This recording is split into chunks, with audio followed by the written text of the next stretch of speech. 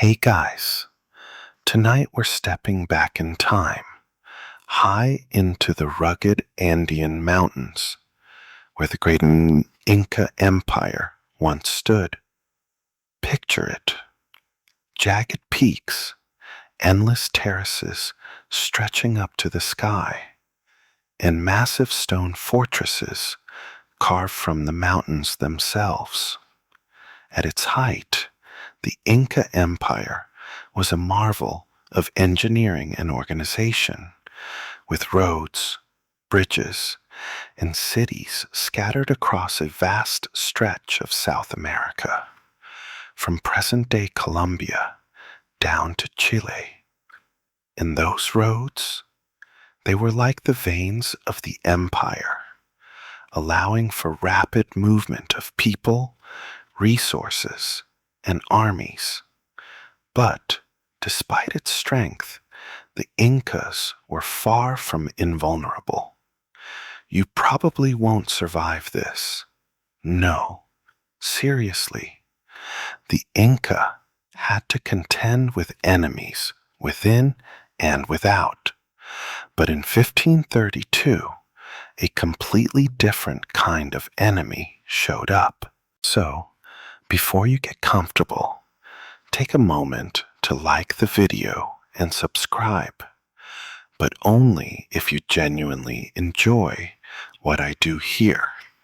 I'd love to know where you're watching from, so drop your location and local time in the comments below. Now, dim the lights, maybe turn on a fan for that soft background hum, and let's ease into tonight's journey together. The Inca Empire wasn't built overnight, but over the course of a century, it expanded at a dizzying pace. By the early 1500s, it was the largest empire in the Americas, with an estimated 12 million people under its rule. Their capital, Cusco, was a dazzling city, laid out in the shape of a puma, an animal symbolic of strength. The Incas, skilled in advanced agricultural techniques, developed terracing to make the most of the steep mountainsides, and their road system, it was a feat of engineering. To travel the whole length of the empire by road would take about a month on foot. This network connected people across different climates and terrains, from tropical jungles to frigid mountain passes, making it one of the most sophisticated infrastructures of its time. But it wasn't just the physical layout of the empire that made the Incas so formidable. Their military was highly disciplined, organized in a way that allowed them to send large numbers of soldiers to where they were most needed. They didn't just conquer by force, though. They excelled at diplomacy, often forging alliances with local leaders. That's the thing. The Inca Empire was a master of strategy, and even if they weren't always the biggest force on the battlefield, they knew how to make their presence felt. Historians still argue whether the empire's rapid growth was sustainable. Could such a vast empire, built on complex logistics and alliances, have endured if the Spanish hadn't arrived? It's a question that's still up for debate. But as we settle into the story, one thing is certain. The Inca Empire, like any civilization, had its flaws, and it wasn't invincible. By the time the Spanish came calling, cracks were starting to appear. And it's these cracks that the Europeans would exploit. You've been introduced to the grandeur of the Inca Empire, But now let's zoom out a little and take a step back.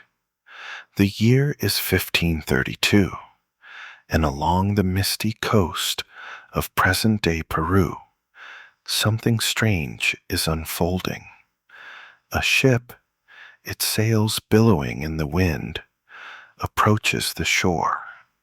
On board are the Spanish conquistadors, men led by Francisco Pizarro, a man whose ambition was only matched by his ruthless desire for gold.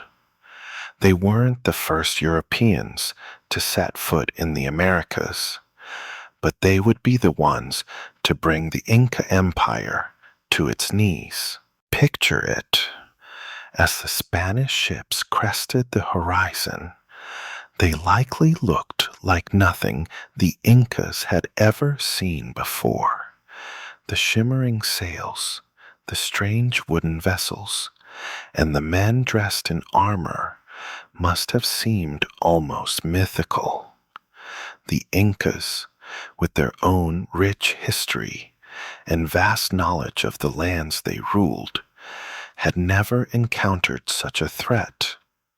What did they think when they first saw these pale-skinned men arriving on their shores? Were they gods or invaders? Historians still argue whether the Incas initially saw the Spanish as divine beings or simply as strange, possibly powerful foreigners. The ambiguity of the first encounters is one of the great mysteries of this period.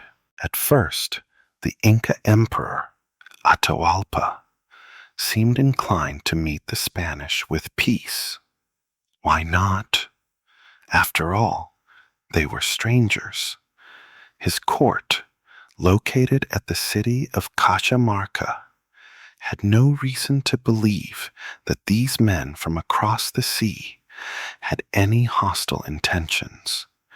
The Incas, for all their might, were not a violent people by nature.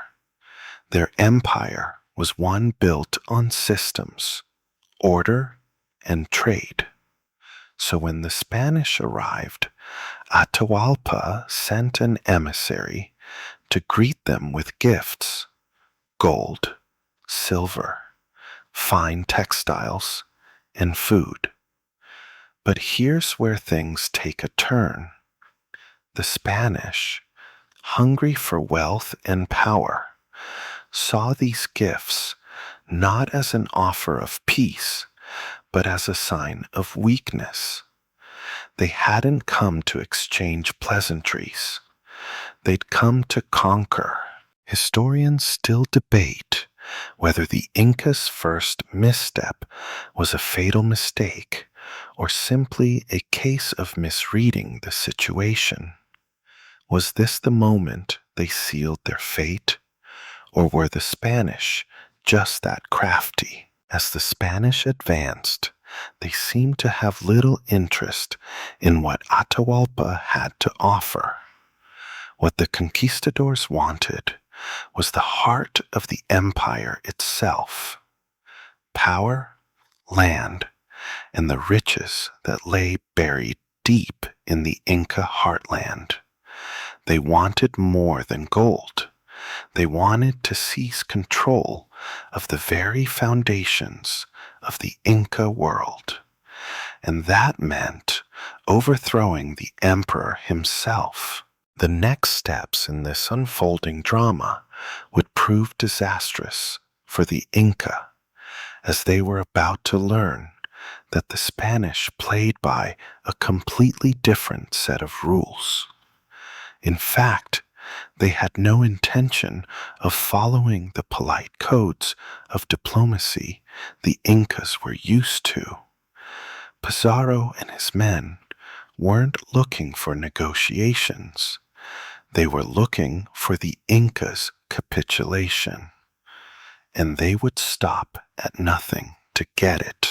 The moment of truth arrives. The Inca emperor, Atahualpa, is finally face to face with the Spanish conquistadors. He stands tall, the wealth of his empire flowing around him in the form of gold and silver gifts he'd sent to the Spanish. His intention had been to meet them with kindness, but what happens next might just make you rethink your diplomatic strategies. The Spanish had no intention of reciprocating his generosity. Instead, they had a much darker plan unfolding. As Atahualpa sits before Pizarro and his men in the town of Cajamarca, a strange silence hangs in the air. His entourage, full of thousands of Incas, watches on, but the Spanish have already set their trap. Pizarro's men, numbering only a few hundred, wait with cold precision, hidden in the shadows of the plaza. The Incas, unarmed and unaware, are not prepared for what happens next. Historians still argue whether the Spanish victory at Cajamarca was a stroke of genius or a lucky confluence of factors. The Spanish didn't just rely on strength, they also had strategy. Atahualpa, thinking he was merely in the company of foreigners with whom he could negotiate, is quickly surrounded by Spanish forces. The battle that ensues isn't one of open combat, it's a calculated massacre. Pizarro's men, well coordinated and armed with advanced weaponry, guns, steel swords, and horses, launch a sudden attack. Inca warriors, unfamiliar with these strange weapons, are quickly overwhelmed. And Atahualpa? He's captured without a single blow landing on him.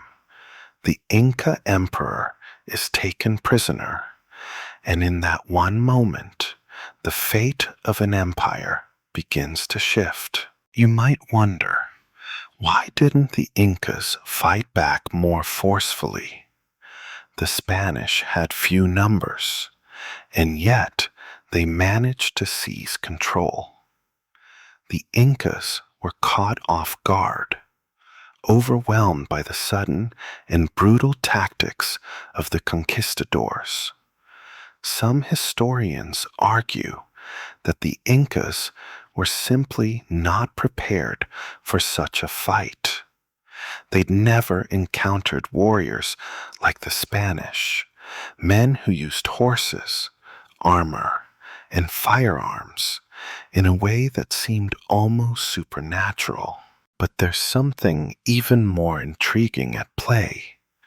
Atahualpa, ever the pragmatist, had agreed to meet the Spanish on the condition that they first leave their weapons outside the plaza.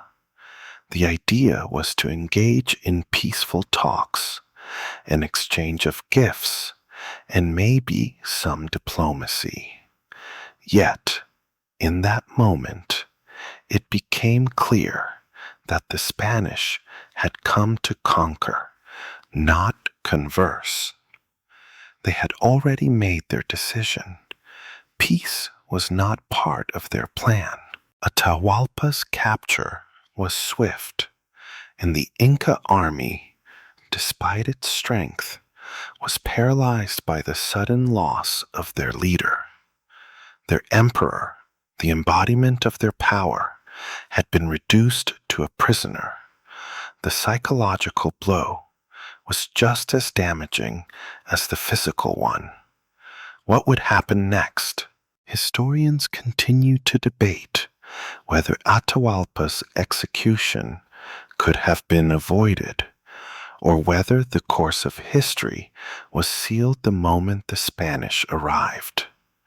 Regardless of how you spin it, the capture of Atahualpa marked the beginning of the end for the Inca Empire. From this point forward, every step the Incas took would be a desperate attempt to regain what they had lost. Atahualpa's capture sent shockwaves through the Inca Empire, but Pizarro wasn't finished yet. He had managed the impossible, seizing the emperor himself. Now, he was determined to hold on to that prize. With Atahualpa locked away, the conquistadors had the leverage they needed. But this wasn't just about winning a battle. It was about conquering a way of life, a civilization that had stood tall for centuries. And while the Spanish celebrated, the Incas were far from beaten. What happened next in Cajamarca would become a defining moment in the conquest of the Inca Empire.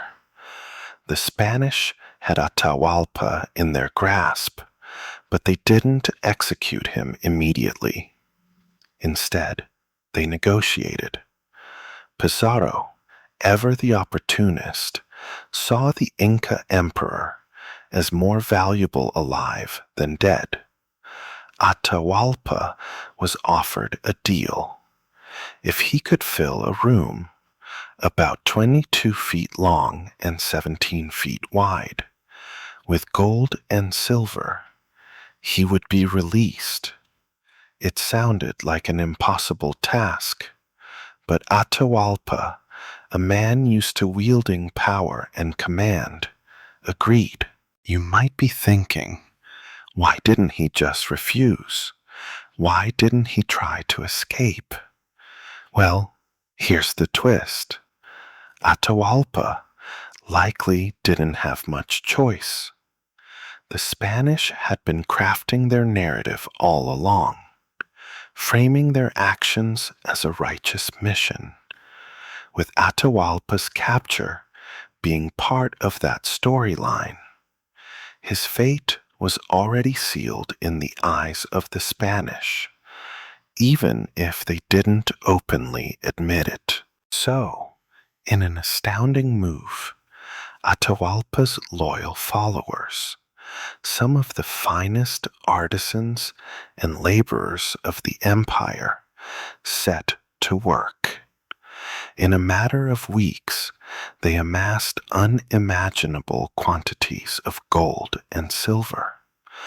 Gold plates, chalices, jewelry, and figurines piled up in a room, so vast that it seemed like the wealth of the empire itself was being poured into one location.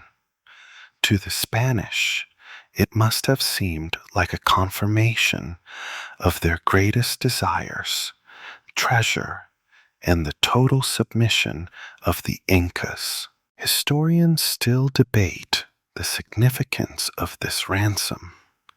Some argue that Atahualpa was trying to buy his freedom, hoping to play along and negotiate his release.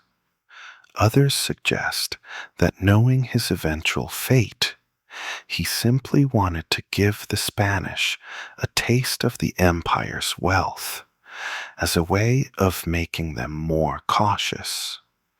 Regardless, what he didn't know, what he could never have anticipated, was that the Spanish had no intention of letting him go. Once the treasure was delivered, something changed in Pizarro. Perhaps he'd been seduced by the wealth, or maybe it was just sheer fear. Whatever the case, Pizarro and his men chose to carry out a brutal betrayal. Atahualpa, despite fulfilling his end of the bargain, was sentenced to death.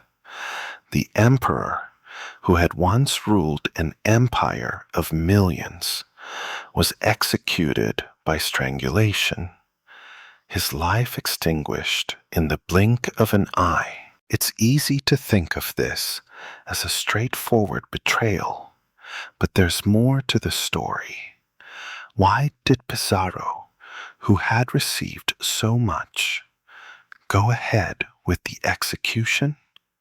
Some historians claim that Atahualpa, though a prisoner, still held significant sway over his people.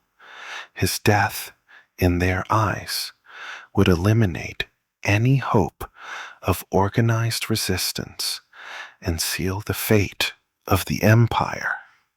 Others argue that the decision was driven by fear that Atahualpa might rally his people or the Inca armies to break free. What's undeniable is that in that moment, the Inca were faced with an impossible loss. Their leader, their heart, had been snuffed out. But the story wasn't over. Despite Atahualpa's death, the Inca Empire still had some fight left in it. But with no central authority, the Incas would now have to fight differently. They'd have to resist, not just with force, but with strategy and a resolve that would surprise the Spanish. Historians have long debated whether Atahualpa's execution was the final blow to the Inca Empire, or simply the spark that ignited a firestorm of resistance. One thing is clear, though. The Incas weren't going to give up without a fight. Atahualpa's death reverberated through the Inca Empire like a thunderclap, but the Incas were far from defeated. The sudden loss of their emperor was devastating, but it didn't spell the end of their resistance. The empire was large, and its people were fiercely loyal to their traditions. So even without a clear leader, they still had the will to fight. It's easy to think of a nation crumbling when its leader is struck down. But the Incas didn't simply fold. Instead, they pivoted to fight a different kind of war. This wasn't going to be about holding ground. This was about survival. One of the most striking elements of Inca resistance after Atahualpa's execution was the way they employed strategy and guerrilla tactics to defy the Spanish. Without the centralized power of their emperor, the Incas had no choice but to scatter and adopt a more decentralized form of resistance. Smaller groups of warriors, led by local commanders, began to carry out swift ambushes and raids on Spanish supply lines. These weren't large-scale battles. They were skirmishes, small but effective. In fact, it's during this time that the Incas would prove just how resourceful and stubborn they were. Historians still debate whether the Spanish underestimated the tenacity of Inca resistance. Perhaps Pizarro and his men believed that once Atahualpa was gone, the rest of the empire would crumble. But they were wrong.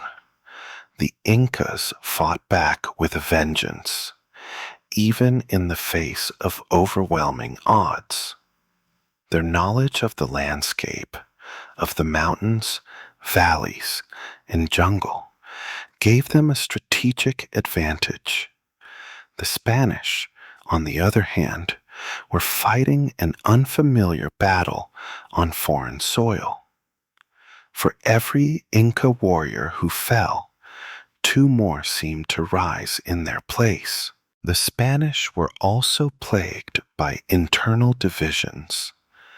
The conquistadors, driven by greed and ambition, were often at odds with each other. Pizarro, though the leader, was not universally trusted by his men. There were other factions vying for power, and the lust for gold sometimes led to poor decision-making as the Spanish sought to consolidate their control. They were forced to navigate not just resistance from the Incas, but also tensions within their own ranks. These fractures made it difficult for them to respond to the constant guerrilla attacks that wore them down. And yet, as resilient as the Incas were, they were not invincible. The Spanish held a technological advantage that the Incas simply couldn't match. Firearms, steel weapons, and cavalry proved to be major obstacles, even for the most skilled Inca warriors. Horses, in particular, were a terrifying force on the battlefield. For the Incas, who had never seen such creatures before, the sight of mounted soldiers must have been nothing short of monstrous. Despite their resourcefulness, the Incas couldn't completely overcome these technological disadvantages. Yet, their tactics, ambushes, hit-and-run raids, and attacks on smaller Spanish outposts still inflicted significant damage. But let's not get too romantic about their resistance. There were moments when the Inca lost more than just men in battle.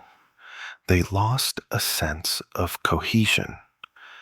The empire had been a centralized system with a clear structure, and without Atahualpa's leadership, that structure began to unravel. Local commanders often disagreed on tactics and objectives, and some tribal groups even saw the chaos as an opportunity to break away from Inca rule altogether. The Spanish, ever opportunistic, were quick to exploit these cracks, offering deals and alliances to some of the neighboring tribes who had once been subjugated by the Incas. Still, as fragmented as their efforts may have seemed, the Incas kept pushing forward. Each successful raid, each skirmish won, drained the Spanish resources and morale. Over time, these small victories started to add up. The Incas might not have been able to defeat the Spanish head-on, but they weren't going to go down without a fight. And as the months turned into years, the Spanish began to realize that their conquest wasn't going to be as easy as they had imagined. Historians are split on how much of a role these guerrilla tactics played in the eventual Spanish defeat. Could the Incas have won the war if they had united under a single leader and fought in larger, coordinated battles? Or was their decentralized resistance ultimately their greatest strength? The debate continues, but one thing is clear. The Incas' resolve and their innovative use of the terrain kept the Spanish on edge, making them rethink the scale and scope of their conquest. While the Inca Empire struggled to maintain some semblance of order after Atahualpa's death, another layer of resistance took shape, one that didn't involve just physical battles, but spiritual and cultural warfare. The Incas weren't just fighting with weapons, they were fighting to preserve their way of life, their very identity. This is where their religion and beliefs came into play, fueling not just soldiers, but the entire population's will to resist. Inca religion was deeply interwoven with their daily lives and governance. The sun god, Inti, was central to their spiritual and political life. To the Incas, the emperor himself, or Sapa Inca, was believed to be the son of the sun, a divine being who connected the earth to the heavens. So, when Atahualpa was executed, the Spanish didn't just kill an emperor, they killed the living embodiment of the Inca's sacred connection to their gods. This wasn't a simple political assassination, it was a spiritual blow. In a culture where the cosmos were in constant balance, this act had far-reaching consequences. Historians still argue about how much the Incas' religious beliefs influenced their resistance. On one hand, some scholars suggest that religion was an obstacle to military coordination, as the Incas may have placed too much importance on spiritual ceremonies rather than pragmatic warfare. But there's another view, one that sees their spirituality as a source of unyielding strength. The idea of fighting to avenge their sun god and reclaim their sacred lands must have rallied many.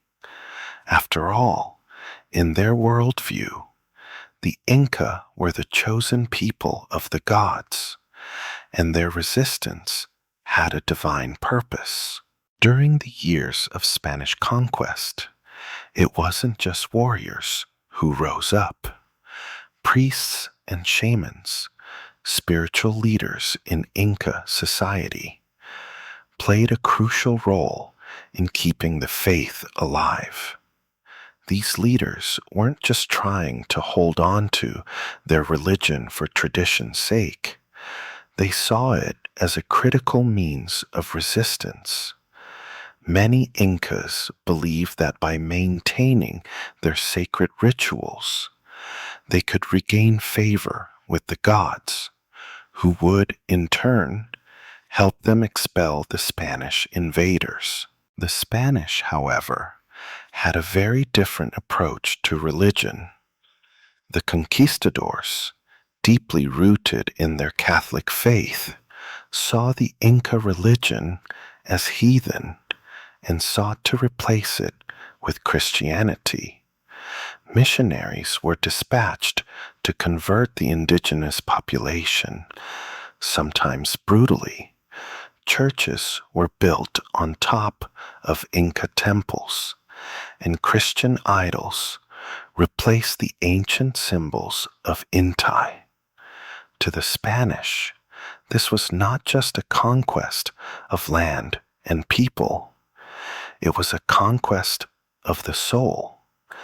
And yet, despite the Spanish efforts, many Incas refused to fully abandon their beliefs. They covertly practiced their traditional rituals, sometimes even incorporating Christian symbols into their ceremonies in a blend of old and new. This resistance to cultural erasure was subtle but persistent, an ongoing challenge to the Spanish authority over the Inca people. But was the Inca religion enough to rally the resistance on its own? Some historians argue that without a unified political and military command, spiritual resistance alone wasn't enough to turn the tide. But what's undeniable is that the religious and spiritual beliefs of the Incas played a significant role in maintaining their resilience. It gave them hope, a reason to keep fighting even when all seemed lost. The role of the Inca religion in resistance didn't just stop with prayer and ritual. In the mountains, the spiritual heart of the empire, there were groups of rebels who saw their fight against the Spanish as a sacred mission. The mountains themselves, seen as holy places, became symbols of defiance. Sacred sites like Machu Picchu and Vilcabamba were preserved, hidden deep within the jagged peaks, and became centers of resistance, not only for military leaders, but also for those hoping to keep Inca traditions alive. The Spanish, despite their best efforts, never fully conquered these sacred sites, and they became refugees for the last pockets of Inca resistance. Historians argue whether the spiritual resistance could have tipped the balance in favor of the Incas. Could their faith have inspired a unified, all-out rebellion? Or was it too fragmented, too tied to specific geographic regions and local leaders to present a true challenge to the Spanish? Regardless of how it played out, the spiritual resilience of the Incas was a testament to their enduring belief in their connection to the divine. And in that belief, they found strength that would carry them through years of struggle, long after their formal empire had fallen. The Inca Empire was a world of extremes, vast deserts, dense jungles, and towering mountain ranges that made the land as treacherous as it was beautiful.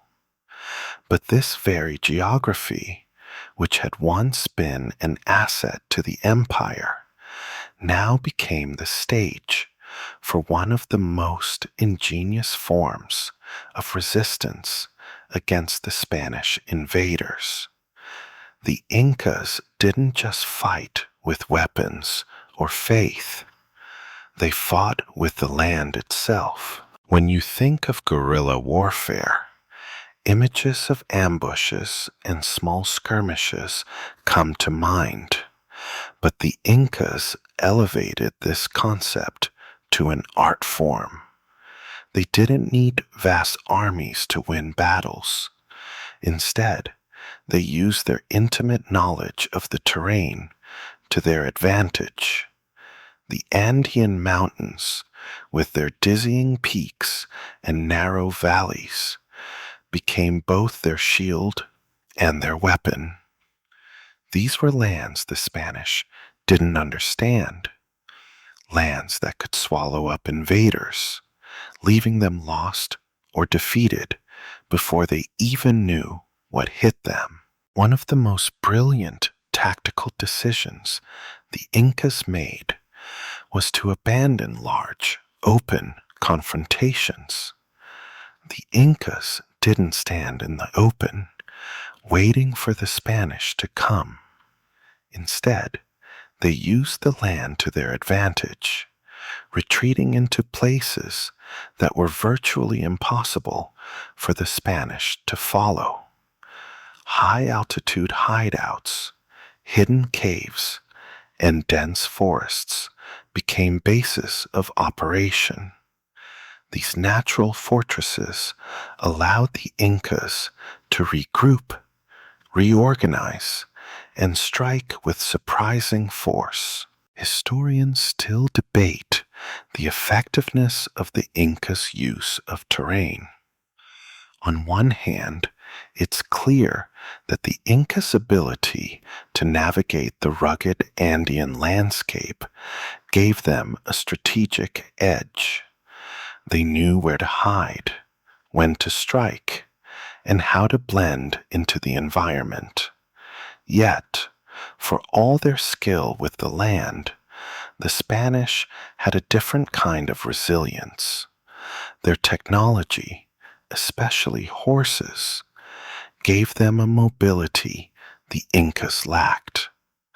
Even so, the Incas had something that the Spanish could never replicate, a deep spiritual connection to the land that made it both home and battleground. The Spanish, for all their attempts to conquer the land, were still largely unaccustomed to the harsh conditions of the Andes. The steep inclines, the thin mountain air, the cold nights, all these factors wore down the conquistadors. The Inca, on the other hand, were born of this land. They thrived in it, and they used it as a tool to outwit and outlast their invaders. One particularly dramatic example of the Incas' ability to use geography as a weapon occurred at the Battle of Vilcabamba, the last stronghold of Inca resistance. Here, in the dense, almost impenetrable jungle, the Incas held out against the Spanish for years. They used the thick vegetation and the towering trees to their advantage, setting traps, ambushing small Spanish forces, and disappearing into the wilderness before the enemy could react. It's said that the Spanish soldiers, accustomed to open fields and European-style battles, were utterly baffled by the Inca tactics in the jungle. The Incas would strike quickly, then vanish, as if they were part of the land itself. The Incas also used their knowledge of the land to cut off Spanish supply routes. Small groups of rebels would sabotage roads and destroy food supplies, forcing the Spanish to stretch their resources thin. In a war of attrition, it wasn't always about defeating the enemy in a single blow. It was about wearing them down, taking away their ability to operate effectively. These tactics were the epitome of Inca ingenuity, small actions that, over time, had a cumulative effect. But despite these tactical successes, the landscape could only do so much. The Spanish eventually learned to adapt to the terrain. They relied on their horses, which gave them greater mobility even in the mountains, and over time they began to establish more permanent garrisons, bringing a steady stream of reinforcements. However, it was never easy for them. The Spanish were always haunted by the specter of Inca resistance, the knowledge that for every inch they gained, there was another hidden Inca force waiting to strike. Historians still argue about how much of a factor the land truly was in the Incas' resistance. Was it the ultimate weapon in their struggle?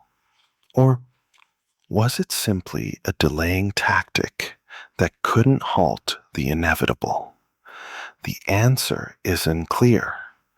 What's certain, however, is that the Spanish underestimated the power of the land, and the Incas capitalized on it. For years, they fought not just with swords, but with mountains and forests as their allies.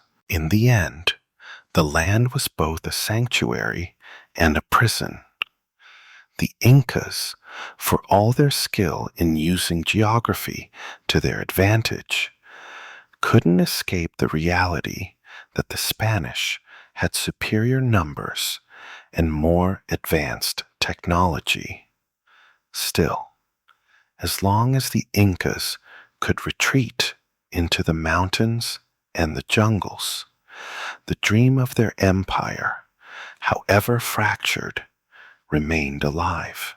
If the Inca Empire had one thing going for it after the death of Atahualpa, it was the deeply complex and rich network of alliances and rivalries that spanned the Andes.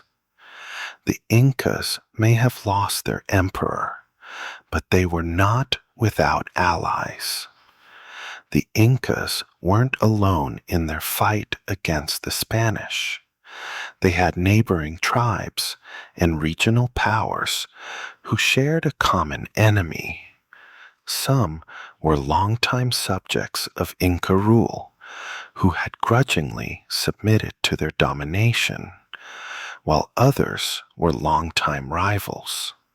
For some, this moment of upheaval provided the perfect opportunity to rise up against the empire that had once oppressed them.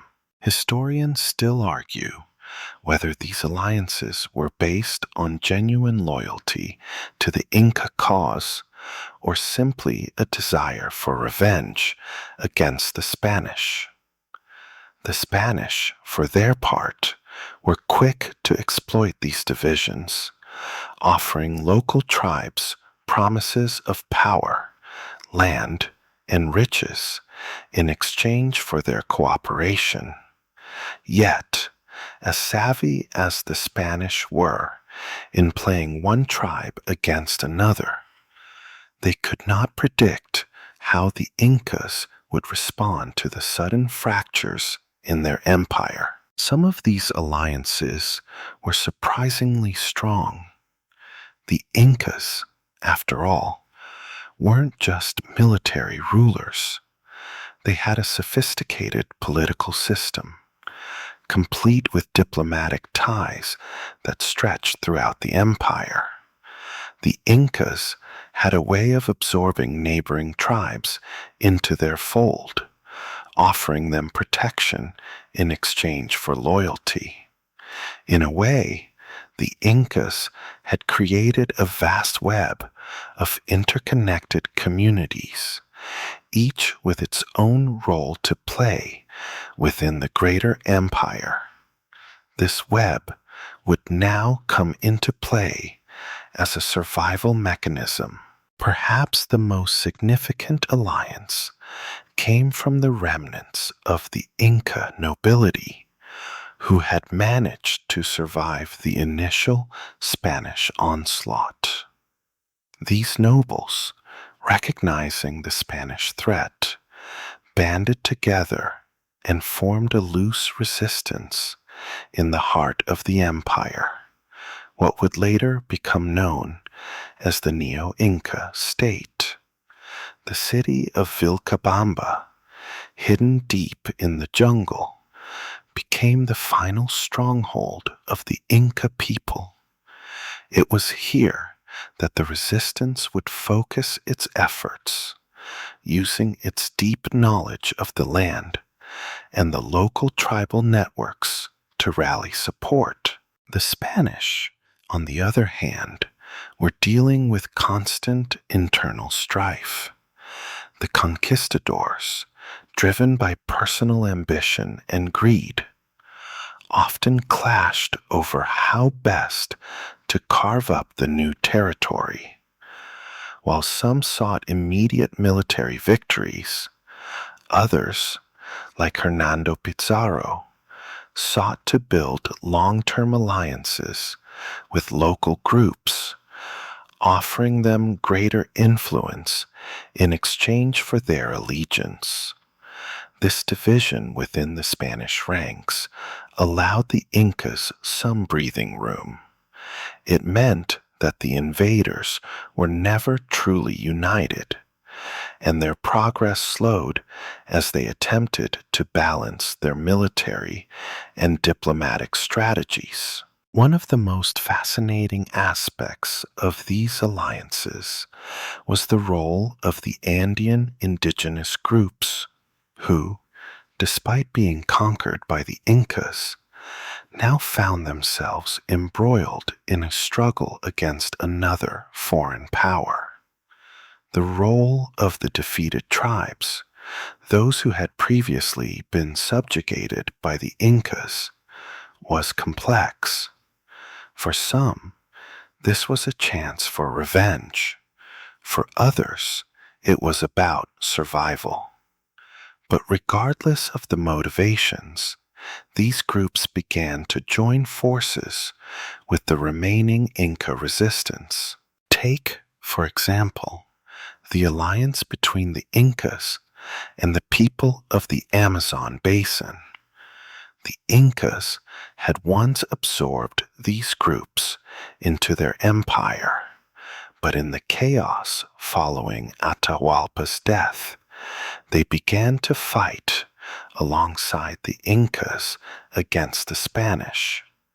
The dense jungle, which had once been a barrier to the Spanish, now became an asset to the indigenous forces.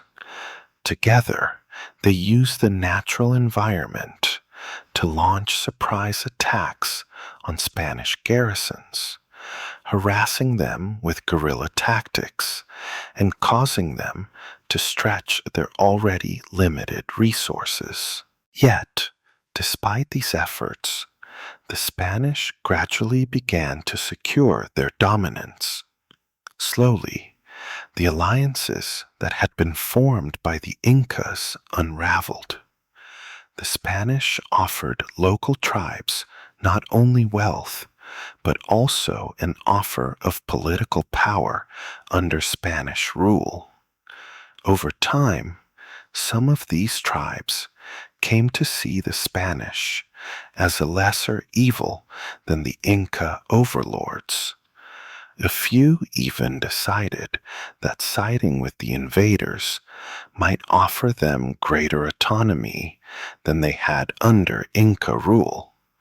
These shifts in allegiance meant that the once solid network of Inca resistance began to fray, leaving the Incas increasingly isolated. Despite the betrayals, however, the fight for Inca sovereignty didn't fade quietly. The remnants of Inca resistance continued to fight, in part because they knew the alternative, the erasure of their culture, religion, and way of life. The Incas had been defeated on the battlefield, but their desire to preserve their identity remained unshaken. The Spanish were slowly gaining control of the territory, but the spirit of defiance lived on, especially in the highlands, where the echoes of the Inca Empire continue to inspire revolts. Historians still debate whether the Inca resistance could have succeeded if these alliances had remained intact. Could the Incas have repelled the Spanish if they had united all of their forces under a single banner?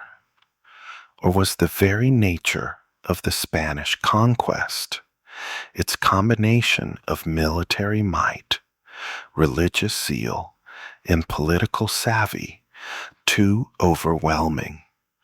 We may never know the full answer, but one thing is clear. The story of the Inca resistance is one of complexity and shifting allegiances. The Spanish may have been the final victors, but their victory came at a high cost, and the Incas, despite their defeat, left a legacy that would haunt their conquerors for centuries to come. The final stages of the Inca resistance were marked by strategic shifts, desperate last stands, and the lingering hope of reclaiming the heart of the empire. The Spanish, having successfully captured key cities and decimated Inca leadership, might have thought the war was nearing its end, but they were wrong. While the larger, centralized Inca forces had been crushed, pockets of guerrilla fighters continued to harry the Spanish, and the remnants of Inca military strategy remained alive in the highlands and jungles. In particular, the Neo-Inca state at Vilcabamba, the last holdout of the Inca resistance, became the symbol of Inca resilience. This was the site where the Inca leaders and their loyal warriors sought refuge. Vilcabamba, hidden deep in the jungle, was chosen not only for its strategic location, but for its inaccessibility.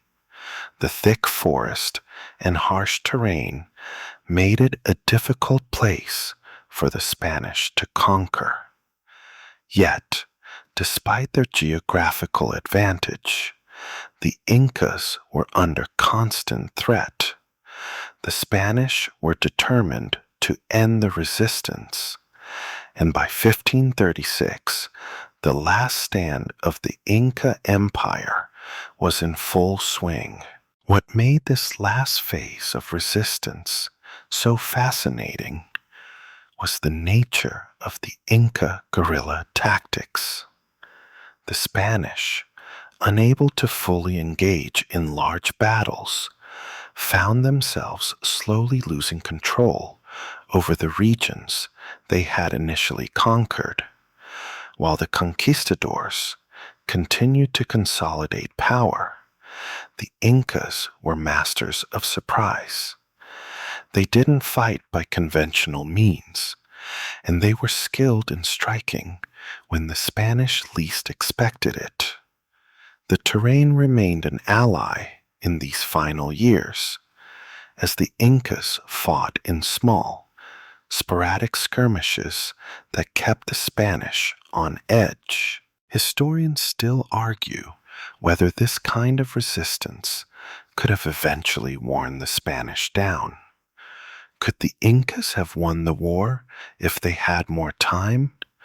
Or was the overwhelming power of the Spanish crown, along with their technological superiority, simply too much for the Incas to overcome? What's certain is that the Inca resistance didn't go out quietly.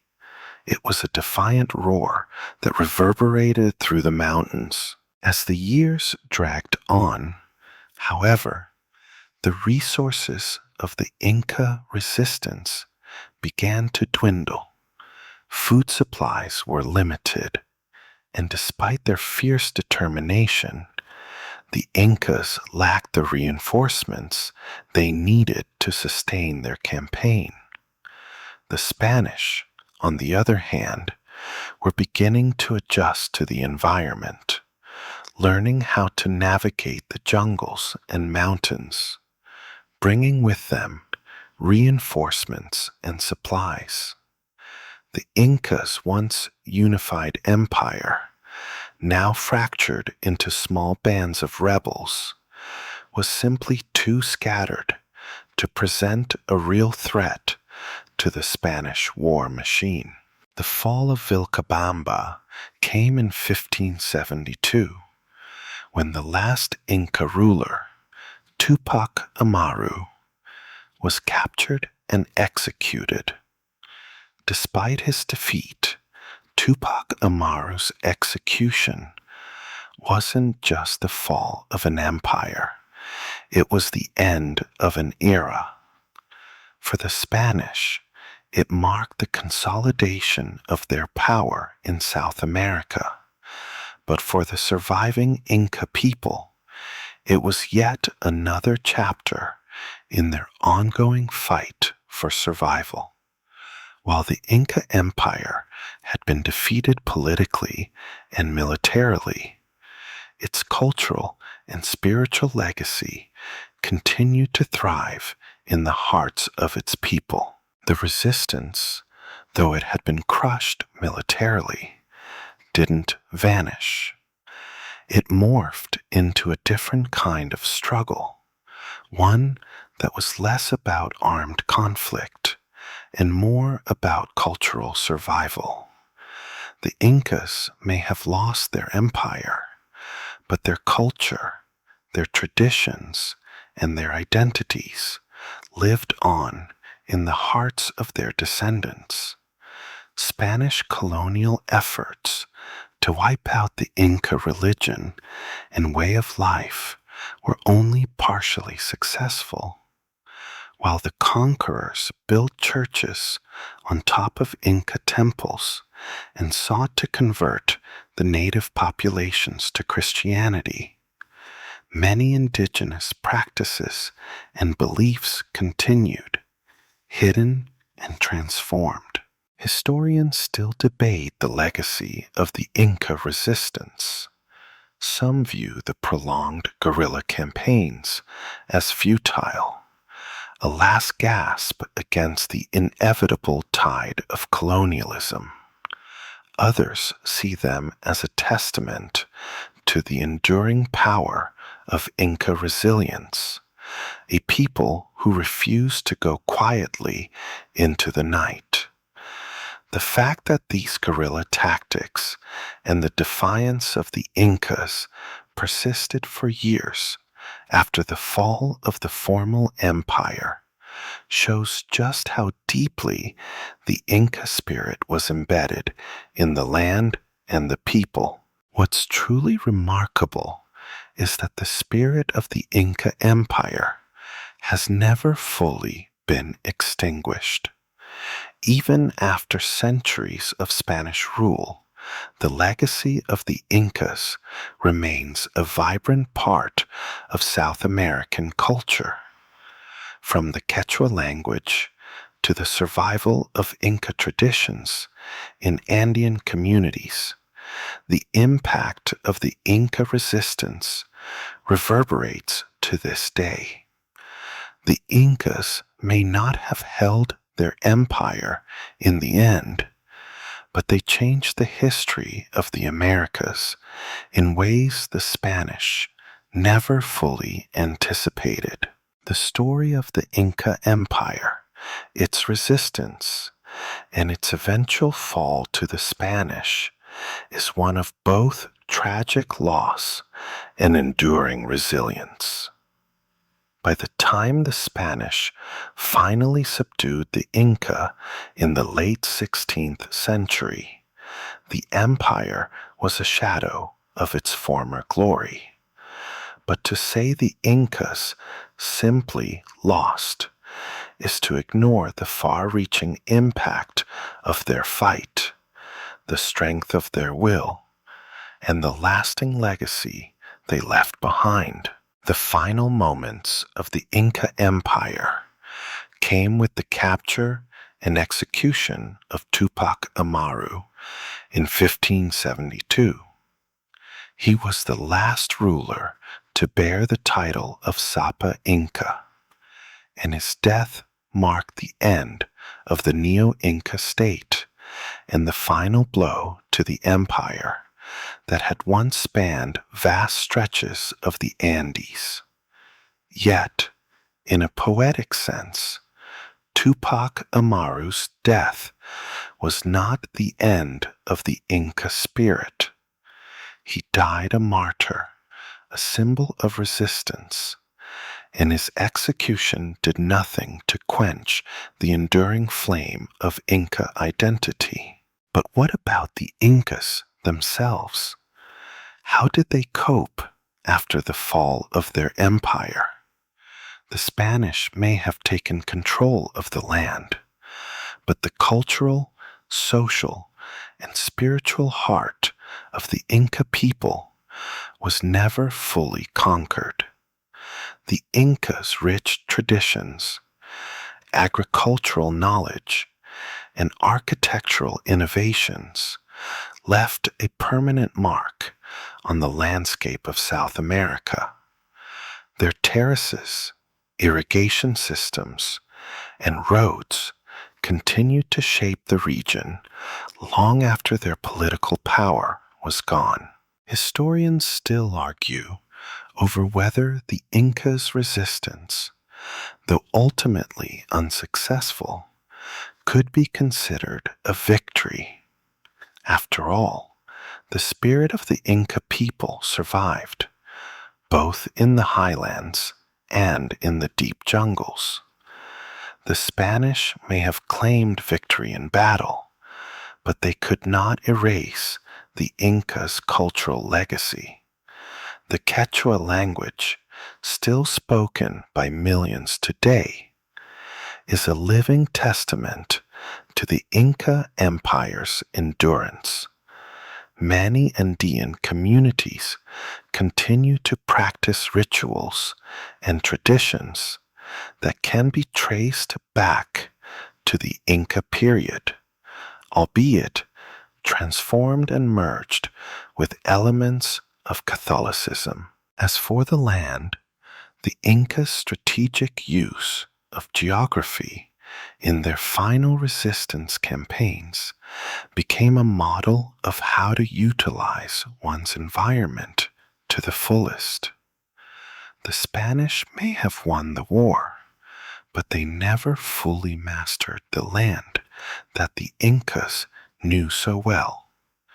The rugged Andean terrain continued to shape the story of South America for centuries to come, from the early colonial period to the wars of independence. The defeat of the Inca Empire did not only change the course of South American history, it set the stage for the complex and often painful process of colonization that followed.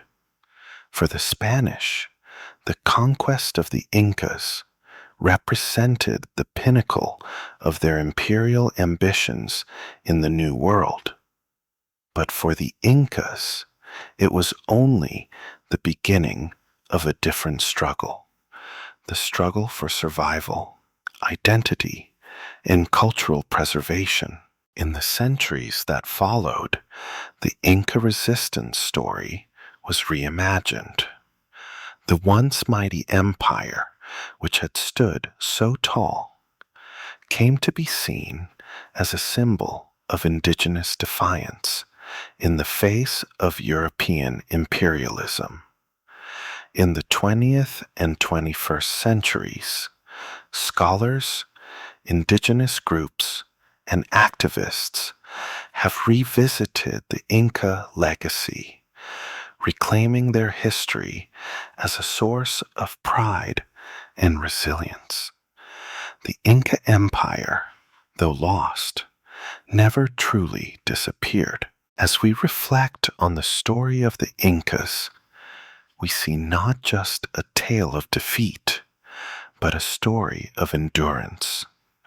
The Spanish may have conquered the Incas militarily, but they were never able to conquer their spirit. That spirit is still alive today in the people of the Andes, in the communities that continue to honor their Inca heritage, in the resistance movements that continue to fight for indigenous rights, and in the stories passed down through generations. The Inca resistance is more than just an ancient battle. It's a story that continues to resonate with us today. It teaches us that even in the face of overwhelming odds, even in the moments when defeat seems certain, there is always room for resistance, for defiance, and for hope. The Incas may have lost their empire, but they have never lost their place in history. And as long as the Andean mountains stand, their legacy will endure. Now, as we bring this journey to a close, take a deep breath and allow yourself to feel the weight of history. The Incas may have fought valiantly, but their true victory lies not in the battlefield, but in the persistence of their culture, their spirit, and their unyielding connection to the land. Let the winds of the Andes carry their story forward, ever onward, into the future.